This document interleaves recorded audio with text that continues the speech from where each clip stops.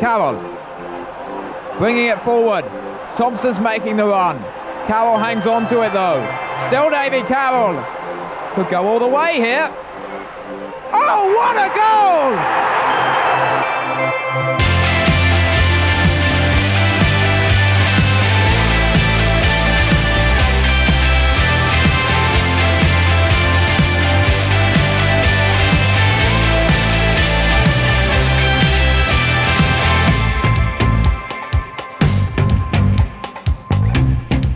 Hello and welcome to this week's episode of Ringing the Blues, the official Wycombe Wanderers podcast in partnership with Virgin Media.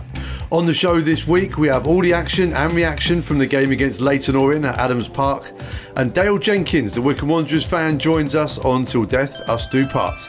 But first, let's head to Mexico City for the full League One results with Uri.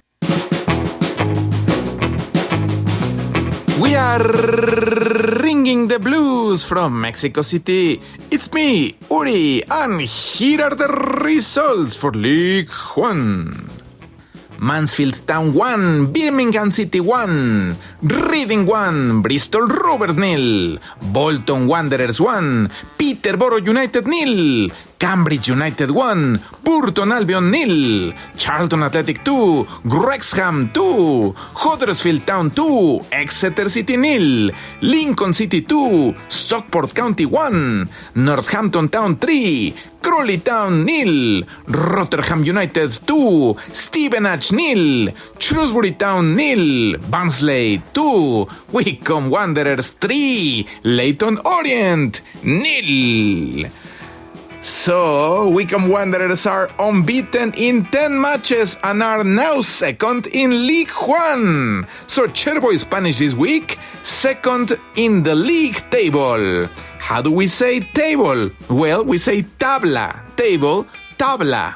How do we say league? Liga. League, liga. How do we say second? Well, we say segundo. But because a team is not singular but plural, it is segundos, like seconds. Segundos en la tabla de la liga. Come on, Chairboys. That's it for this week, and back to England with my amigo Filiberto Cachapollos. Adios! Cheers, Uri. So, Leyton Orient came to town with an impressive defensive record. Just 7 goals conceded in their last 8 games. 20th in the table though, so Wycombe fans were hoping for 3 points. Brian Jeeves joined us on commentary, and here's what happened.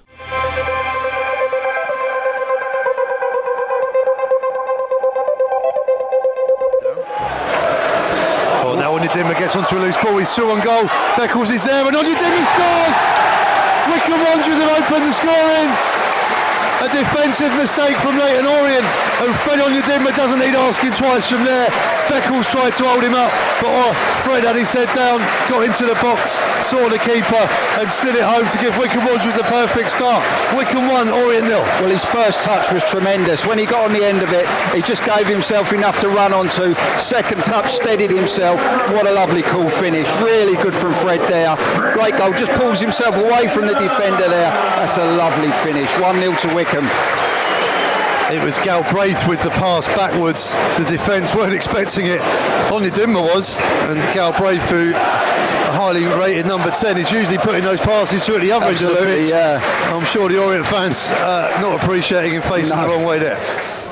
Big team talk coming up here at half-time for both managers. Yeah. Long way to go in this one yet. Just 1 goal in it, so anything could happen from here. I think Matt Bloomfield will be relatively satisfied. He'll be disappointed that the 2 big chances they've had since the goal weren't taken. Here's Humphreys. Can he get there first? So it's charged down. Humphreys now through on goal. Cuts it back to Udo. Lovely little spin and turn and scores! Dan Udo. He is like the London bus. 2-2 for him. Humphreys with the assist, and Udo span, saw the keeper and hammered it into the roof of the net. Wycombe 2, Orient 0.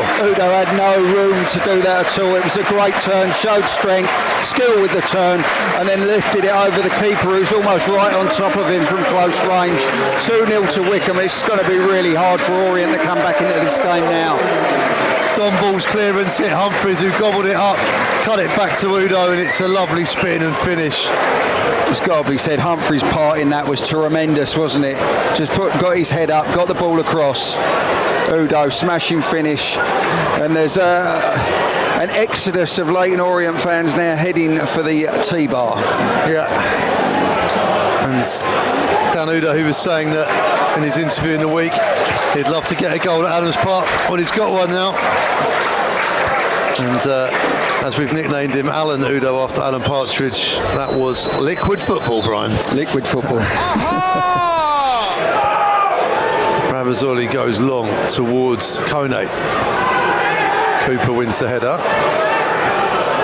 Harvey, though, cuts out the clearance and the pass from the O's and sets it to Udo on the left-hand side. Udo finds Humphreys. Humphreys cuts it back and scores! That's a marvellous goal. Humphreys with his third goal for the Chairboys. They've all come at the Valley end. And he's lifted up by his teammates. And Wycombe Wanderers have a 3-goal lead here at home.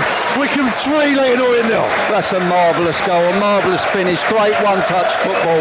Great finish through the goalkeeper's legs. There's already an exodus from the Orient end, people getting up and going home. But Wycombe now, they can literally fill their boots if they want to. Humphreys with a narrow angle. I think he gave the keeper the eyes again. Looks back for the cutback. The keeper may have moved his weight and he got into the near post instead, and the right boot of the keeper couldn't keep it out, and Cam Humphreys. He's been terrific today, Cam Humphreys. He really, really has, all over the place. Cheerio, sing the Wycombe fans to the departing Orient fans, who are not looking happy as they head out into the industrial estate. Morley, Caleb Taylor, Dan Harvey down the line, looks for Kone, lovely little touch to Backinson now. Backinson on the run, edge of the penalty area, checks back, picks out Morley, it's opening up nicely for him, shot charged down by Cooper, brilliant attack by Wycombe Wanderers, and the touch of Kone, the run and control of Backinson as well. It's a joy to watch. It is. They're keeping the ball so well, and they're all looking for the best option with their passes. It's fantastic stuff, really good to watch. For 3 points, 3 goals and a clean sheet. The perfect Saturday. Yeah, really good. Really pleased with the intensity that we played at. I thought that the front boys were excellent, and to get another clean sheet was good.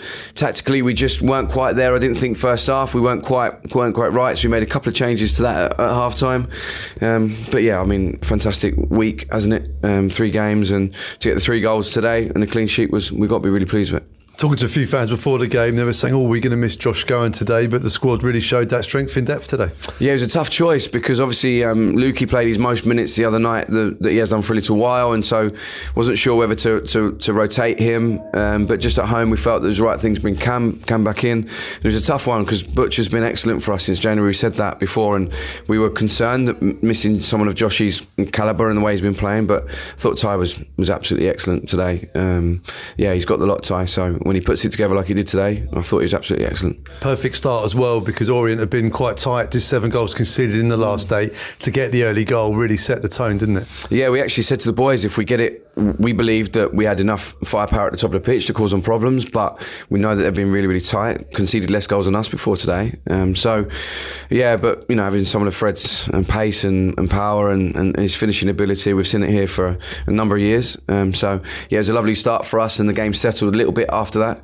But then second half, I thought we carried a real threat at the top of the pitch. Orient obviously wanted to play a little bit higher and left themselves 3 at the back, and especially in the wide areas, I thought we were able to hurt them. It was a great goal by Fred. The mistake came from the press, but Fred still had a lot to do, and a very calm finish at that stage of the game. Yeah, we work a huge amount on our press, and we try and get it. I didn't think actually we got it right totally today, but at that moment we did. And Fred, once he gets clear like that, we just obviously fancy him, because he's got that pace and power to get him away from people, and that strength to hold those challenges off, and he slotted it home really well. Lovely moment for Dan Udo as well, his first goal for Wycombe Wanderers at Adams Park, and we saw him on Thursday, just before we spoke to him after training, getting some practice in with you and Brandon. He said he was going to score today, and he did. Yeah, and the lad's been giving him a lot of stick for the photo that was on social media during the week, so he's been getting a lot of abuse from the lads. So I'm pleased for him that he was able to silence a couple. GMAC, most certainly. So yeah, he's been an amazing signing for us. We've tracked him for a long time, and we knew that he had goals in him. On top of that, he's one of the best people you're going to meet. Carries the fight for the team. Him and Rich have been dovetailing really, really well. And it's nice for him to get a home goal as well, because he is a really selfless player. So yeah, really, really pleased for him. Well, at the other end of the scale, Cameron Humphreys can't stop scoring at home. That's his third goal in front of the terrace, and a man of the match performance today as well. Yeah, it's picking and choosing the moments with Cam. Certain games that maybe don't suit him as much, and especially when we're at home, especially when we look to try and play the way we're going to do, and getting Cam higher up the pitch and on the ball as often as possible is going to be really, really key to us getting the most out of him. Again, a great lad, someone who I've known a number of years, really enjoying his football to us. We're so thankful that Ipswich have trusted us with his development, and he's got a little bit of a good knack of choosing big moments, and another goal in front of the terrace. I'm sure they've certainly enjoyed that. A late goal at the Valley pegged Wrexham back to 2-2 against Charlton, which means that Wycombe finished today second in the table. That's a wonderful sight. Yeah, it's lovely, but with 12 games in, there's been a lot of talk this week about certain things about the team, about where we can go this season. I genuinely would like to keep that to a minimum, because we are only 12 games in, and we've got some really tough ones, 2 really tough away trips to come in the week after next, and loads of tough games ahead. So for me, it's just about the boys recovering, approaching next week's FA Cup game. I'm going to be incredibly boring again. I just can't get carried away with this moment. It's a lovely moment. I hope the fans are enjoying the football we're playing. I really hope they're enjoying coming to watch their team. It's their team.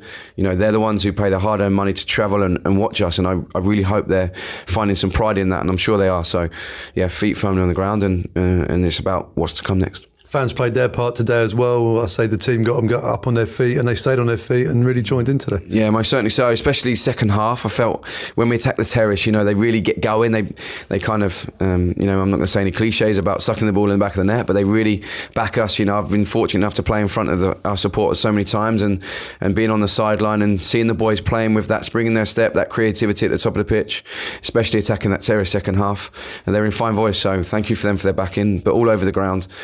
There was a special feeling inside the ground today. I was a little bit too concerned that there'd be too much expectation because of the position of the two teams, and I knew that we were going to have a real tough game. Richie's an incredible manager who's done it at this level for a long time, and Orient are a team that will always play with that energy and that attacking prowess. But yeah, really proud of our boys today. We talk about the unity of the players, but also your tight unit of coaches, your team that help you prepare the team and make Wycombe what it is as well. And it's a big shout out to those guys. Yeah, and we missed H today. H isn't feeling too great. We were in at work on Thursday, and he's not feeling too well, so we were supposed to stay over, but we did the drive and took him back home, and he's been there for a couple of days. It's not serious. He'll be fine, but we're a small, tight-knit unit. And when we miss one of us, we really feel that. H is, I've repeated it before, he's one of the best people you're ever likely to meet, one of the most honourable, one of the most, his integrity is huge. And those guys see me at my best, they see me at my worst, and they advise all day, all times, day and night. They're always on the end of the phone. So yeah, those guys, I couldn't do this without them, and we're a group. It's not about me, it's about the team behind the team. Well, that journey home will be a little bit short today, I'd imagine. Yeah, we'll have some smiles. We'll get the music on and we'll enjoy the moment. I'm looking forward to getting home and seeing my girls. Cam, congratulations. Another goal in front of the terrace and another 3 points for Wycombe Wanderers. A really good day in the end. I think it wasn't an easy game, and they definitely made it hard for us, but we stayed together, battled together, and in the end, take a good win. What is it about that end of the pitch you love scoring at? Yeah, I know, it's all three now is in that end. Had a chance first half, it just went past the post at the other end. So, I'm happy to keep getting on the score sheet and to get the assist as well for Oods. All in all, it was a good afternoon. Wycombe really showing strength in depth this afternoon as well. No Josh Scowen today, suspended, but controlled the midfield as ever. I think, and there was changes from the other night. Lukey came in and scored the other night. Ty comes in today, does really well. So I think definitely in that midfield areas, we've got competition for places. Everyone's coming in and doing well. But that's the same with the front three. Again, it was a new front three today. We're scoring goals and winning games. And that's the message, I guess, isn't it? When you get the start, you think, right, this is my chance. Yeah, definitely. I think everyone wants to be on the pitch. Everyone wants to be playing. Definitely delighted to be out there today. And yeah, as a team, we thought we were good. Talk us through the goal. Beat the keeper at the near post. Yeah. So it was something we've been working on in training, getting down the sides of their centre backs. Similar for the assist as well. Got there and probably could have crossed it to Fred, who was sprinting in at the back post, but no, luckily it went in. Perfect start as well today from Fred Onyedinma, giving Wycombe Wanderers that early lead. Orient had been pretty tight, just 7 goals conceded in 8 coming into this. So the early goal really set us up today, didn't it? Yeah, it definitely helped. I think it comes from good pressure from a few of us getting around the ball, forces a mistake, and Fred does what he does when he gets in that position. He's clinical. Not just yourself, but everyone seems to be playing with a smile on their face at the moment. You've really settled into life at Adams Park. Yeah, I think the squad's been really good for that. I've been really happy, and goals and wins definitely help that. But no, all around the group, I think it's been really good. And the man of the match today. Yeah, well, was it? Yeah, no, I didn't know that. I think I was already off at that point. But no, I think there was a lot of good performances today. But yeah, happy with that. Declan, congratulations. 3-0 win for Wycombe Wanderers and a clean sheet. Yeah, feels very good. 3-0 and a win and a clean sheet. That's all we wanted. And right back as well for you. We've seen you at centre back before, but Jack Grimmer having to go off with a concussion, so you slotted in at right back. Look very comfortable there. Well, the gaffer told me that I was uncomfortable for right back, so I've been preparing for it the last few weeks. Jack gave me anxiety going up and down, so I was preparing for it and the time came, so yeah. But it must be nice slotting into a well-oiled machine that is Wycombe Wanderers at the moment. Yeah, of course. I mean, you got Jolo next to me, G-Mac, everyone around me just helping me do the role. They like you said, the machine is oiled, it's working. So yeah, just slotted in nicely. And the crowd as well receiving, and you're treated like one of our own now. You come through the development squad, and the fans have really taken you to their hearts. Yeah, I mean, I really appreciate them. They've always been so nice to me every single time I've been out there playing. So it really helps me. Yeah. And this run Wycombe Wanderers are on now, 10 unbeaten in the league. That's some going. Yeah, I mean, when we're at the training ground, the energy is so positive. We just keep on going. I mean, I don't really know what can stop us, yeah. We can hear the music in the change room. What's the vibe like? It must be quite jubilant at the moment. I don't know if you can handle the vibe. It's very, very positive in there. Yeah. But yeah, look, I mean, that's what we've been doing for the past few weeks, so we're just going to keep on doing that. We're looking at the table now. Wycombe have gone up to second. Charlton got a late equaliser at home to Wrexham, and Wycombe in those top 2 positions. Obviously, we're still in October, but that's a nice boost, isn't it? Yeah, it's very nice. I mean, that's the standard we set for ourselves now. So we want to try our best not to drop below that and just keep it going. It's good we set a standard this high. Jack Grimmer is the longest serving player in the Wycombe Wanderers squad. He went off, you replaced him, and it turned out you were the longest serving player on the pitch when he replaced Jack. That's some stat as well. Yeah, I'm not sure why he didn't give me the armband. It's a bit confusing, but no, that's a crazy statistic to hear. Yeah, I was mind blown when I heard that. Yeah. And from your journey from the development squad now into the first team, you've had some good moments this year. Where does today rank in those? I don't really know. It's just me doing a job for the team, what they needed. I think I've got to the point now where, it's just about the team and not just me when I'm making my appearances. So I'm glad that the team sees me as one of their own players and I'm just in there to help. Yeah. Have you spoken to Dan Udo? He was saying in the week he needed to score a home goal and he's done that today. Yeah, he definitely done that today. We were teasing him in training, but he delivered today, yeah. Definitely his goal today? Definitely his goal. Yeah. Great to hear from the gaffer Cameron Humphreys and Declan Skura after the game. But those poor O's fans, they looked a little miserable in the rain on Saturday. Here's their thoughts from social media in the opposition view. Dean. Wycombe ain't a bigger club than Orient, so it saddens me to see an outfit with one man and his dog for support doing better than us. Recruitment has been poor at Orient and it's showing in the results now. Richie's a good manager, but what can he do with no decent signings? The league table don't lie, but we should be doing better than these clubs. It's embarrassing, really. This is East London. Donuts. Today weren't about money, experience or quality. It was about desire and passion. We see it time and again, smaller teams raising their games and competing against the odds, busting a gut, fighting for every ball. We may have been the underdogs today, but we're a professional League One team like our opponents, and we had plenty of experience out there. Losing 3-0 hurt, although defeat was expected. but the effort, belief, fight, it's just not there. The issue's not our quality, but the motivation, and that has been lacking for some time. The real issues are behind the scenes. John. Wycombe were everything that Orient aren't. I'm not blaming Wellens, because he can only do so much. This is a tough league, and it's even tougher financially. We have wealthy owners who are competing against much wealthier owners.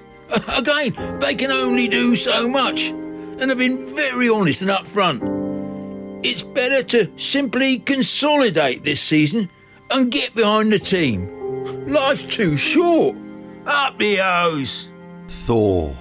The better team won on the day. It was a well-deserved victory. Wycombe were probably the best team we've played this season. They had shape, desire, intensity in their play, big, strong players, and a willingness to fight for every single ball. Bloomfield certainly had it sorted and claimed what was an easy win. Sometimes you just have to accept a better team deserves to win. We can talk about giving the ball away all too easily, but even if you remove those errors, Wycombe would still have won easy. Daniel. Atrocious performance. Everything was too slow and ponderous. Too many touches. Too many backward passes. Further proof of how bad our summer transfer window was. This is a tough division, and we look ill-equipped to deal with it. Wycombe were bigger, faster, quicker, stronger and cleverer than us in every single department. Top of the JES. I have to say that our budget is killing us. Wycombe had Parkinson in midfield today. Now, he wasn't great, but we tried to sign him in the summer and couldn't compete with what Wycombe offered him. We desperately need an influx of money before January so that we can bring in 3 or 4 players who can make a difference. It shows how crap our scouting is that they brought on Kone at half-time with 8 goals already this season and signed from the Essex Senior League. He looked way better than anything we have. Headman's header. I love Richie Wellens for all he's done for our club. But the way he's now talking up the mighty Wycombe Wanderers and how they're a big club has left me baffled. They're a club on a par with ourselves at best. It's just their recruitment this season has been spot on, whereas ours has been nothing short of embarrassing. Leyton Orient. I honestly thought that getting off my sick bed to go to a football match today would make me feel better. How wrong was I? Something needs to change, and quick. That was dire. E10 Rifles. Maybe we could get a sponsor for goals scored against us. It could be a nice little earner. Tim Smith. I think it was completely wrong for the Wycombe fans to sing "It's a long way back to London when you're ish." It's actually only 53 miles, and we were home by 6:30. Toughers 1. As O's fans, we can moan all we like about today, but we've played 10 of the top 13 now, and Wycombe are the best I've seen this season. We just need to fight for every point from here on in and keep the faith. Up the O's!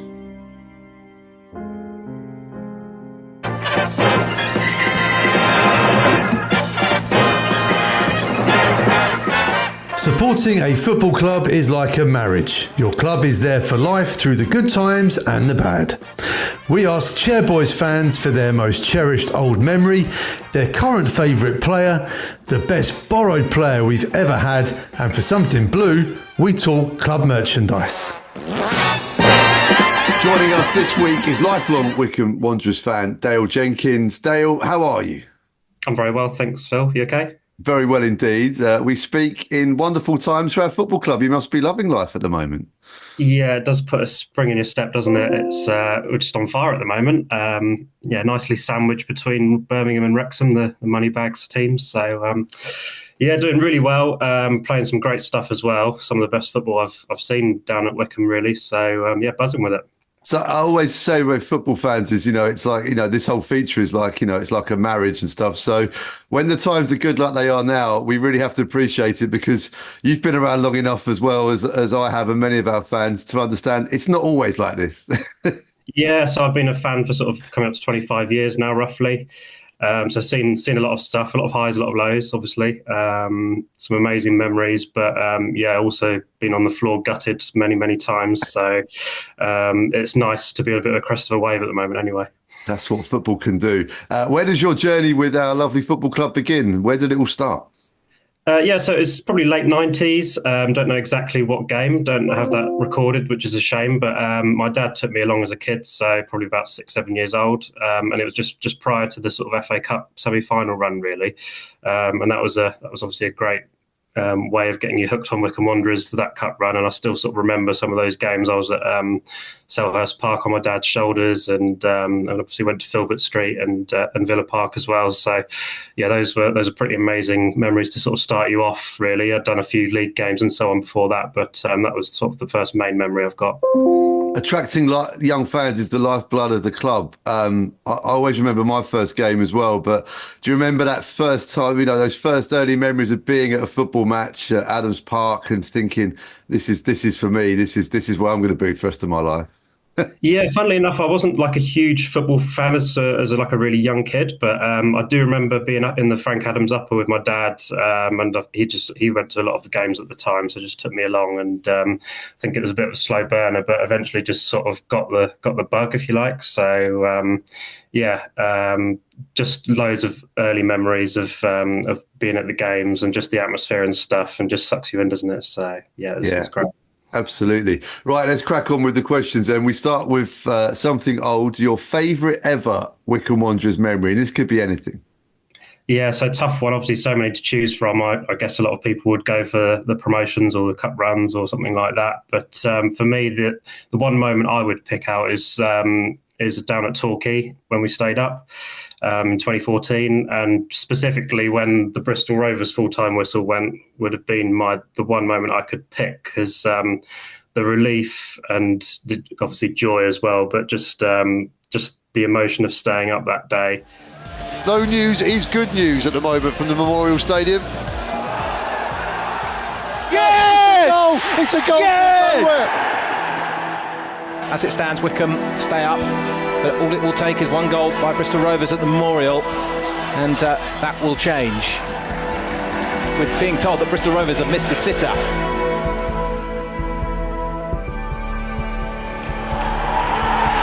Has finished there, and it's finished here at Wycombe Wanderers. They have survived. This is overwhelming, absolutely overwhelming. 10 years at one club, and now this today. Look at all these people, man. It means so much to them. It means so much to me. I'm just so proud. We've always had belief every game we've gone into, but even more so today, because obviously we knew he had to win first, and we've done our job, and the results went our way. I think it was a combination of it being so unexpected, for one thing, and we knew what it meant if we'd lost that day and gone to the National League, financially, obviously. I don't know if the club would have recovered from that. It's hard to say. No one knows. But we'd have been in a pretty bleak situation, and I think a lot of fans had given up hope, really, knowing that Bristol Rovers just needed a draw that day at home to a team that had nothing to play for. So obviously, a lot of us went down to Torquay more in hope than expectation. But that 90 minutes was just such a roller coaster of emotions. Obviously, our game was tied up, and we were 3-0 up and coasting. But I actually remember you walking along the front of the terrace, giving us updates of how long was to go in the Bristol game, and it just seemed like chance after chance they were hitting the bar and the post, and you were just waiting for the inevitable, really, and it obviously never came, thankfully. So. Just the relief of that final whistle, staying up. So probably a bit of an unusual one, not celebrating promotion or like a big win or anything, but just staying up that day just meant so much. And obviously we've pushed on since that day, really. The 10 years since, we've it's obviously been promoted to League One and then promoted to the Championship, and it's just been an upward journey since then, really. So that's the one moment I'd pick out, just that roar at the final whistle when we knew the Bristol game had finished. Yeah, I'll never forget the sound of that roar. And whenever I see 5 minutes go up at the end of a match now, I always think of Torquay, because it was 5 minutes injury time played at the Memorial Stadium up in Bristol, which I had to listen to agonisingly live from BBC Bristol and try and tell everyone what was going on. I just thought, this is utterly it felt like 55, not 5. It felt like a lifetime. It was really painful, but beautiful scenes at the end. I felt like I was going to a funeral on the way down, because I just thought, well, we've got no chance. This is everything stacked against us. And it was almost sort of, saying goodbye to the Football League. It felt like a funeral, but it turned out to be one of the best parties of all time. Yeah, I remember the long drive home, and it was just such joyous. The journey flew by, long journey. But I just couldn't believe it. It was so against the odds, wasn't it? Everyone thought, Oxford weren't going to do us a favour at Northampton that day, and that sort of transpired pretty early that wasn't going to happen. But you just thought Bristol Rovers at home against a team that's nothing to play for. But thankfully, I still remember Colin Daniel, the guy that scored for Mansfield on the day. He's got a sort of place in Wycombe folklore, I think, for that goal. But just an amazing day. And I think every other Wycombe fan that was there will probably say the same.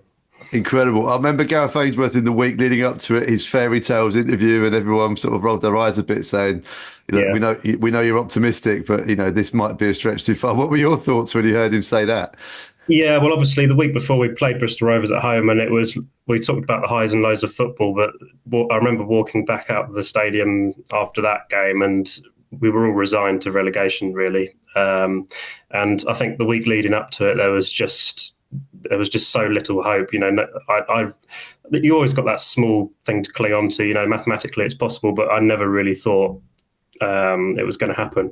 So we all drove down there really in hope rather than expectation, and probably expecting it to be our last game in the league for a while. So just obviously so happy how it all turned out, really. Yeah, amazing day. And as you mentioned earlier on, what turned out to be the catalyst for a wonderful period in the club's existence. So who'd have thought where we would have gone from that day? Incredible journey, right? Yeah, amazing. Obviously, so close to promotion the next year, but didn't quite happen at Wembley. But eventually we sort of made our way up out of League Two and into League One, and kind of think over the year that's sort of our rightful level, really. But to then push it again one step further into the Championship is just what dreams are made of, really. I'd have probably picked beating Oxford at Wembley if I'd have actually been there in person. It was such a shame with COVID that we couldn't all be in the ground and sort of soaking that up. But that was still obviously an amazing moment that, going up to the Championship as well. Yeah, not possible without that day at Torquay. So that's an excellent entry into the Till Death Us Do Part annals. Right, on to something new. That's a tough choice as well here, because your favourite player in the current squad. Yeah, so I'll go with Josh Scowen. Obviously, was a big fan of his during his first spell. Thought he was a great player for us, in that midfield, constantly winning the ball back and reading the game so well. Was gutted when he left at the time. Obviously, moved on to what at times was bigger and better things, and who could blame him, really? He's well capable, and played in the Championship, obviously. And I couldn't really believe it when we re-signed him, because he's still such a great player, and still not that old in football terms anyway. So. I think in his second spell, he's shown a slightly different side to his game. He's less of a 6 and more of an 8 now, pushing forwards and showing what he can do further up the pitch as well. So just a great player, and I don't understand how he's playing in League One. He could easily play in the Championship for me. So just so glad we've got him, really, and that no one else has realised how good he is. You've talked about his position, because a few Wycombe fans at the start of this season were saying, why is he not playing in front of the back four? He's so good there. He's called the mop. He clears everything up. But the Burton game the other night, what a performance, and the assists as well. And he's really, like you say, showing that side of his game. But he's never really been able to show that to us before. But in this new system, he's really shining, isn't he? Yeah, definitely. He's some of the threaded through balls to the wingers and on rushing attackers, really just so well weighted and placed. The understanding he's got with players like McCleary who've been here a while, it's just almost telepathic, really. So, he's shown he's got that side to his game as well as the sort of dirtier, grittier side of winning ball back tackling and so on. So, yeah, just an all-round great player. And we missed him on Saturday against Leyton Orient. He had the 5 yellows, which in October is not unusual. Not too much. But we did, people before the game thinking, oh no, Josh Scowen is out. But the depth of squad now is fantastic. And it means that he gets a bit of a rest in that game too. But we'll welcome him back, no doubt. But the squad's depth is fantastic, isn't it? Especially in those midfield positions. Yeah, this is it. So, I mean, it's a tough question because obviously a lot of the players have come into the team new this season, and I'm sure they'll go on to, sort of be very sort of fondly remembered and for what they're doing for the club. Morley and Humphreys on loan in midfield, 2 great players. It's already clear how good they are at this level. And as you said, people were a bit concerned perhaps that we might be missing Josh in there, but there's so much depth. It didn't seem like that. So, brilliant. The options we've got in those positions. You talked about Josh as well. You can't believe he plays in League One and for Wycombe Wanderers whilst we're in League One as well. But is that really a sort of an indication of the environment at Wycombe Wanderers, that somebody like Josh, who calls it home, feels like home and feels like he can play his best football for us? Yeah, definitely. He's been there obviously a number of years now, and it's the same with people like Fred as well. If it wasn't Wycombe Wanderers, he probably wouldn't have come back. He knows what the club's all about. He's been here and done it before. And again, he's another player that I'm sure could play comfortably. He was in the Premiership last season for Luton, so he could easily play level up. But yeah, they've obviously got fond memories from their time at the club before, and they know the staff, a lot of the staff and people around the club. So yeah, it's a great place to be. And the fans, of course, as well. The fan adoration of Josh Scowen is right up there as well. And he's the most sort of laid-back, level-headed guy you could probably ever speak to. But he seems to take it in his stride. But the fans absolutely love him, don't they? Yeah, I think universally loved, to be honest. And not surprised the way he plays. And it's just a great fit. He's been at the club for a while. He knows it inside out. Gets on well with all the fans, so just a pleasure to have him, really, and hopefully that stays the case for a long time. We often joke with Josh about he only gets sort of 1 goal a season. They tend to be pretty spectacular, but now he's that little bit further forward. I'm thinking he might get 2, 3, 4 goals maybe, and hopefully they're all spectacular too. Yeah, he normally gets sort of a couple of pile drivers from range, doesn't he, now? But he's playing a bit further forward this season, so it'd be good to see him get a few more goals. Not something that's obviously been his biggest strength over the years, but it would be great if he could start adding to that, goals to his game as well. I'm sure he will in the system. So there we are. Right, on to something borrowed now. Your favourite ever loanee or player that you'd wish we'd signed but never did. But who's that to be? Yeah, I think sometimes the obvious answers or the correct answers. So I'm going to go for Eze on this one. Thought about Mawson and a few others as well obviously stand out, but I think with Eze, he's playing for England now. Actually was watching him in the Euros in Germany and just couldn't believe how good this guy is. He's doing it week in, week out, obviously for Palace in the Premiership, and when he was at Wycombe, you could just tell he was a class above, really. That was the season we went up from League 2 to League 1, and he was just too good for that division for the period of time he was there. Obviously, he didn't stay for the full season, but I think that sort of 6-month spell, really, he single-handedly won us some games. Some of the link-up play just made it look easy, just gliding around the pitch, and at League 2 level, teams just couldn't handle him, really. So definitely pick Eze. Yeah, watching Match of the Day last night for Crystal Palace against Tottenham Hotspur, a fantastic display again and some outrageous touches that obviously not a surprise to us Wycombe Wanderers fans, but it just goes to show that coming down to a lower league side, League 2 back then, League 1 now, you can see some real talent and some stars of tomorrow. Yeah, and credit to obviously Gareth Ainsworth for spotting him. Wasn't really a known name at the time, and I think players in the squad at the time sort of took him in, and obviously he was quite a young player at that time. So players like Bayo would take him under his wing, and he'd do the flicks and the tricks and the running, and they'd obviously give him advice at the time. And I think it was just a really good grounding for him to sort of learn the game, the more physical side in League Two. But he always stood up to that as well as showing the skills. So just think all round amazing player, and it would have been amazing for us to be able to sign him, but it was never really realistic. So I think we were just pleased to ever have him on the books and doing what he did. Bayo's obviously quite shy and reserved and probably won't shout this from the rooftops, but his first senior goal, Eze, was assisted by Adebayo Akinfenwa, which is a wonderful touch. Yeah, was that at Cambridge away, or was that? It was, yeah. Yeah, two amazing goals at Cambridge. I remember one was like a top corner volley, wasn't it? And that was obviously, I don't know if it was his debut, but it was one of his first games. And you could straight away see the class he had. So, just a great player. It took him a little while. I think he signed, and then it took him about a month before we kind of fully saw him play. He had a couple of minutes here and there. Yeah. And I remember talking to Gareth Ainsworth at the time. That month was spent, they were saying, look, he can clearly play football. He's super talented, but he didn't understand what it took to be in a team, especially one in League Two. And Eze was sort of talking about how pivotal that spell was for his learning and development of the game in itself. And I suppose the loan system is perfect for that, isn't it? Without that, we might not have Eze in the Premier League in the England team. Yeah, exactly. It was sort of his first learning curve in senior football, really, I suppose. So, like I said, it took a little bit of time to get up to speed, but that quality was always there. It was just harnessing it and fitting him into the team. And, once that happened, he just lit the division apart, really. And like I said, some of the games, he was just winning games on his own with goals and assists. So, a fantastic player, and not surprised to see him doing good stuff week in, week out in the Prem. And we speak at a time when the club are working very hard behind the scenes to relaunch the Wycombe Wanderers Academy. So the Ezes of tomorrow could already be out there. In fact, they are out there. And there's a possibility they could be wearing the Wycombe Wanderers shirt from a very young age and developing under our badge.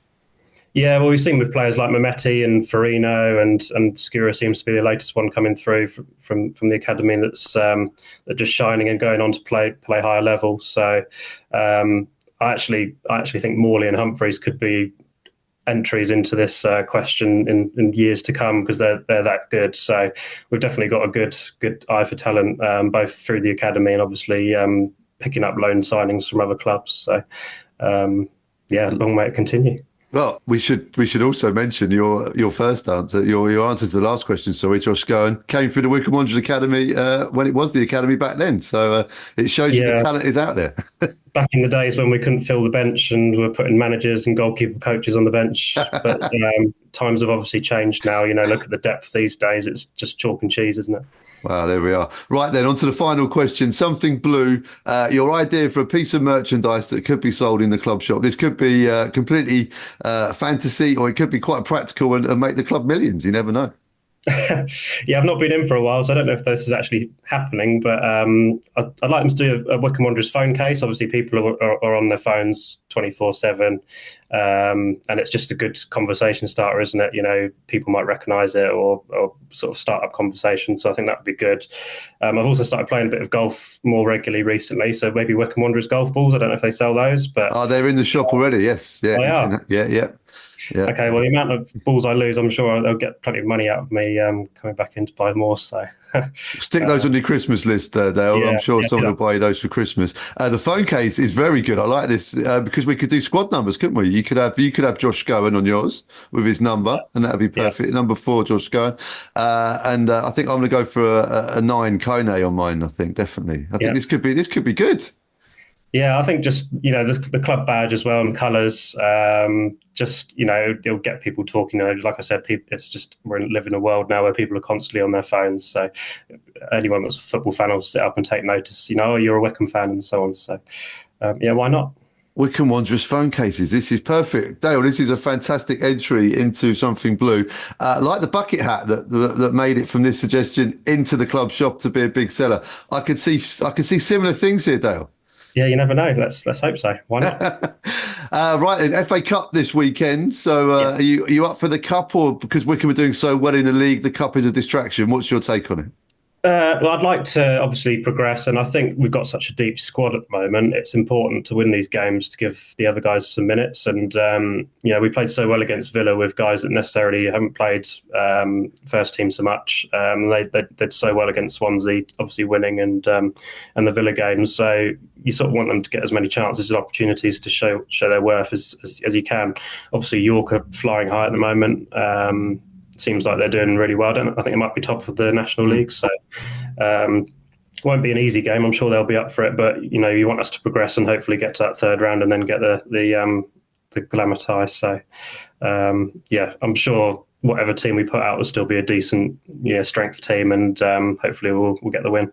Well, obviously a lot of football to be played before the third round, and York is tough, as you mentioned. But you talked at the start of this chat about that FA Cup run to the semi-final. If you could choose the dream tie, third round, or even maybe the fourth or fifth round, let's not be unambitious here. Who would it be? Oh, that's really tough. I think I'd just go Arsenal away. We've played Chelsea. I'd love a London game. It'd be either. We've played Spurs. Obviously, that was at their old stadium. But I think Arsenal away. Would be a great London trip. So that would be what I'd be picking. Just imagine the interview with Mikel Arteta when Wycombe win as well. I don't think he would take it too well, but we can dream. That's what football's all about, Dale. Dream, and thank you for sharing your memories as well as your dreams for Wycombe Wanderers. Yeah, and we'll see you at Adams Park very soon.